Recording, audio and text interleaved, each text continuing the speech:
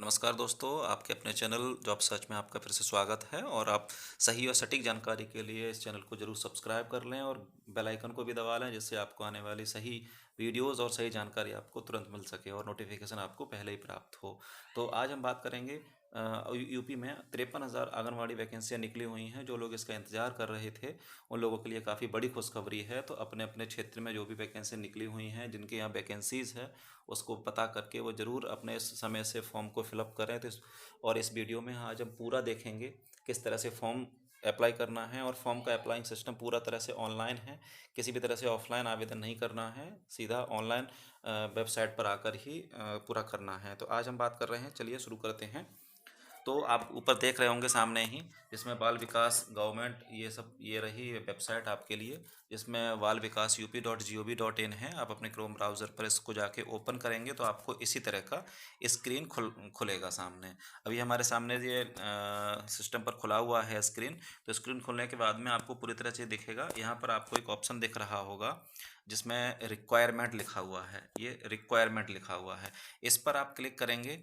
Click करने के बाद में इसमें जो दिखेगा आपको तीन ऑप्शन दिख रहे होंगे। Application form for anganwadi workers, mini anganwadi, और नीचे है वर्कर एंड आंगनवाड़ी हेल्पर। तो इस पर आपको क्लिक करना है, इसी वाले ऑप्शंस पर आपको क्लिक करना है।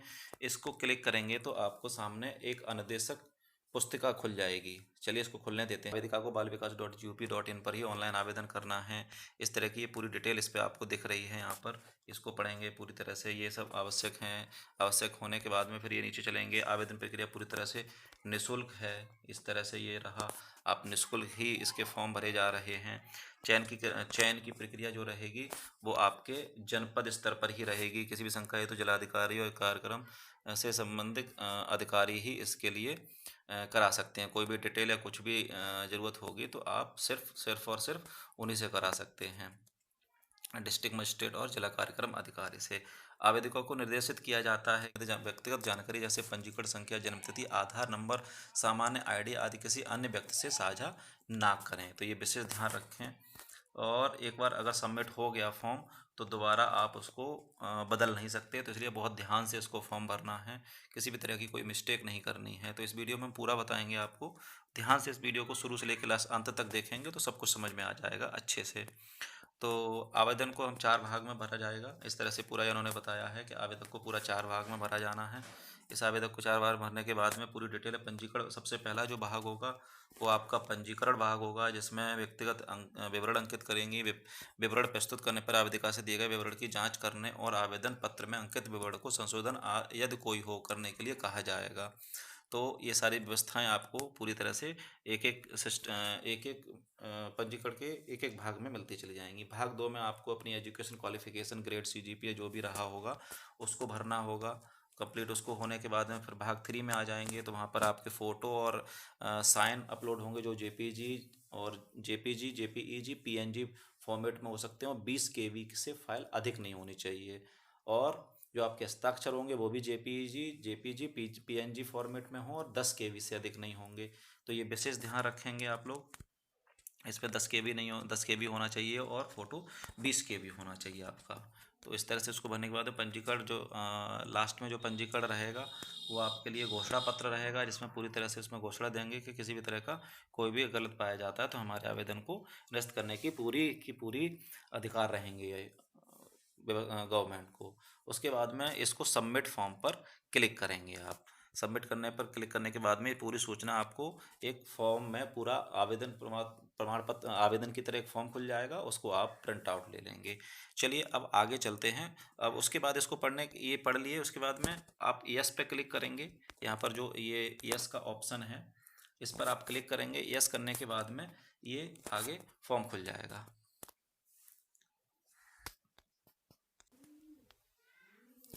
यस पे क्लिक करने के बाद में आपको ये ऑप्शंस खुल जाएंगे।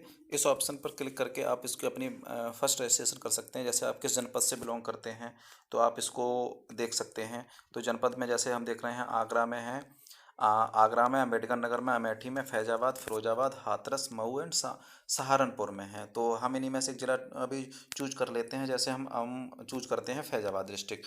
फैजाबाद डिस्ट्रिक्ट से अगर हम हैं तो हमारी परियोजना ब्लॉक जो भी होगी उसको हम सिलेक्ट कर लेंगे। तो जैसे ही फैजाबाद हमने डिस्ट्रिक्ट सेलेक्ट किया है तो अभी ये सर्च लेगा कि सबसे पहले किस ब्लॉक में हमको जाना है। तो ये हमारी, मान लीजिए हम बीकापुर से बिलोंग करते हैं तो हमारी ब्लॉक क्या है, बीकापुर हो गई। अब ग्रामीण है कि शहरी हैं, तो हमको जैसे ग्रामीण हमने चूज़ कर लिया, करके फिर ये निकल आएगा। तो अब ग्राम सभा को चूज करते हैं हम। ग्राम सभा में जैसे गरथेरा है, सिपतार है, मऊ है, परोमा है, बराऊ घाता है, तो हम मऊ को चूज कर लेते हैं। और हमको पद का नाम क्या करना है इसमें, आंगनवाड़ी कार्यकर्त्री, मिनी आंगनवाड़ी कार्यकर्त्री, आंगनवाड़ी सहायिका, जिसके लिए भी हमको फॉर्म भरना है उसके लिए हमको क्लिक कर देना है। आंगनवाड़ी कार्यकर्त्री पे हम करना है तो आंगनवाड़ी कार्यकर्त्री पे हमको सेलेक्ट कर दिया। उसके बाद हम क्या करेंगे, सर्च करेंगे। तो ये सर्च होगा, उसके बाद अगला पेज हमको खुल के आएगा। तो सर्च के पे क्लिक करने के बाद में हमारे सामने खुला हुआ है जनपद फैजाबाद। हमको डिटेल जो हमने भरी थी वो पूरी आ गई है। ग्रामीण शहरी क्या थी, हमने ग्रामीण चूज किया था। ग्राम सभा वार्ड का नाम मऊ चूज किया था। पद का नाम आंगनवाड़ी कार्यकर्त्री किया था। विज्ञापन क्रमांक आपको सामने दिख रहा है, ये विज्ञापन क्रमांक आपको यहाँ पे दिख रहा है। विज्ञापन विषय भी आपको दिख रहे हैं। उसके बाद आपको ये सारी चीज़ें पूरी डिटेल जो आपके पास नहीं थी वो भी यहाँ पर है। यानी आरंभ की तिथि 26 तारीख से 26 मार्च 2021 से शुरू हो चुका है और अंतिम तिथि कब है इसकी, 16 अप्रैल तक।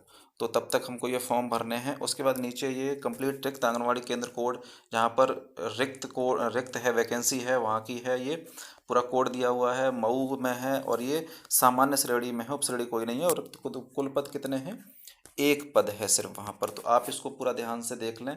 ये रही पूरी व्यवस्था, जानकारी सामान्य वर्ग के लिए है और साथ में ये कुल पद कितने हैं, रिक्त एक ही पद है। उसके बाद हम किस पे क्लिक करेंगे, अप्लाई पर क्लिक कर देंगे। अप्लाई पर क्लिक करेंगे तो हमको आगे की चीज़ें मिलेंगी, अगला फॉर्म मिल जाए। और यदि हम अगर चाहें तो इस फॉर्म को यहाँ से डाउनलोड भी कर सकते हैं। इस पर क्लिक करके हम इसको डाउनलोड भी कर सकते हैं।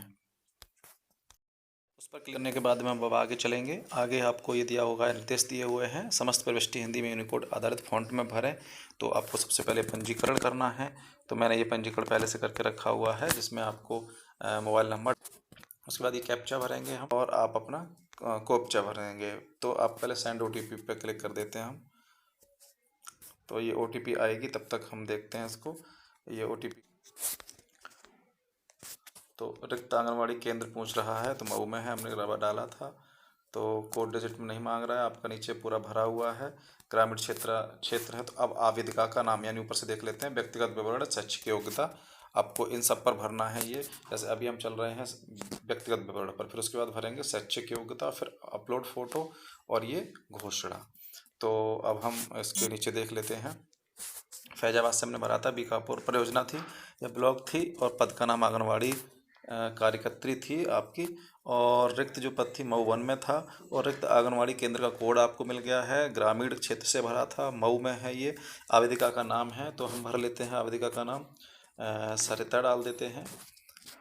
उसके बाद आवेदिका की स्थिति क्या है, विवाहित है, अविवाहित है, विधवा है, तलाकशुदा है, परित्यक्तता है। यानी विवाहित हैं, शादीशुदा हैं, या शादी नहीं हुई है, या फिर शादी हुई थी पति नहीं है, या तलाक हो गया है, या परित्यक्तता है। तो अभी जैसे ये अनमैरिड हैं या मैरिड, आप मैरिड का अनमैरिड का डालते हैं कि अनमैरिड हैं अभी ये।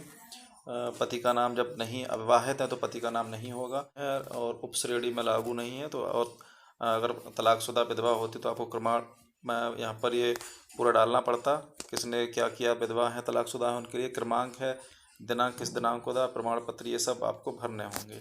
ये अगर हैं स्वतंत्रता संग्राम सेनानी है तो भरने, आवेदिका के सहायक पद पर कार्यरत हैं तो अगर हैं तो चुनें, नहीं है तो नहीं पे क्लिक कर दें। योगदान का दिनांक आपका कोई नहीं भरना है, क्योंकि आप हैं ही नहीं इसमें, सब आपने कुछ किया ही नहीं है ऐसा, ठीक है। उसके बाद आपको ये भरना होगा, तो इस पर नहीं चुन दें। और जो योगदान है, योगदान का दिनांक, केंद्र का नाम, ये कहाँ का आपने किया था वो है। आप उसके बाद में स्थायी पता भरना है आपको इन सब पर। स्थायी पता, ये पूरा मकान नंबर, यहाँ पर ये ग्राम, मोहल्ला, पोस्ट आपको पूरी भरनी है। उसके बाद जिला फैजाबाद चुना हुआ है पहले से ही। निवास प्रमाण पत्र आपको भरना है यहाँ पर, ये निवास प्रमाण पत्र आपको भरना है।